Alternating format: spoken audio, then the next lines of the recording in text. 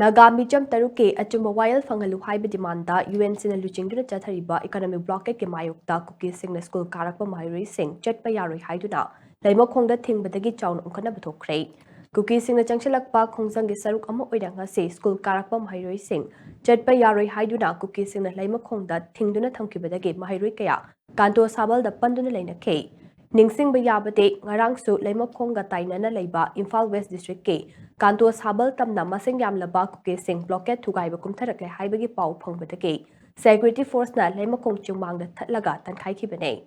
Kuki na Nagami Jum Teruk Tampina Hatu Pikiba Adugi Achumba Wild Fangalu Haiduna, United Naga Council, UN Sin Chatariba Economic Blockade K Kongjang Sagatuna, Kanto Sabal Mapada, Mafam Adugi Maite Amasung Naga Singna, Imphal West Amasung Kangpopi District Fauna Lambi Sing Tinzin Kibane. Lambi Thingkhre Aduna Madam Oiraga, Kangpopi District Laiba, Kuki Kunja Sing, Chana Taknaba Yauna, Nong with the Chung the Bayadam Polam Sing Pongtabadake, Atubada Lambi Thingbagi Kongjang Hantu Hangatabani Haina, Committee on Tribal Unity, Kotuna Akanba Kongjang Amamuk Changshalakibane. Kotugi Kongjang Adu Sagatuna, Kanto Sabal the Lambi Thingli Sing Adu, Tugaina Bamasing Yamlaba Kuki Kunja Sing, Narang Numidang Wairam, Kanto Sabal Tam the Lake. Pau Adu Hek Tabaga Naga Amasuk Maitegi Kunja Sing, Kuki Sing Adu Thingnanaba Sem Saduna Lake. Adum Oinamag Security Force Sing, Matam Chara Mafam Adu the Laktuna, Lokat from Tokpa Chexing Tarang, Lokat Pagaludena, Kanto Sabal Tam the Lakiba, Kuki Sing Adu Lemakong Chimang the Gay, Halan Kibadagi, Pam the Batodok Sing, Toki the Bane.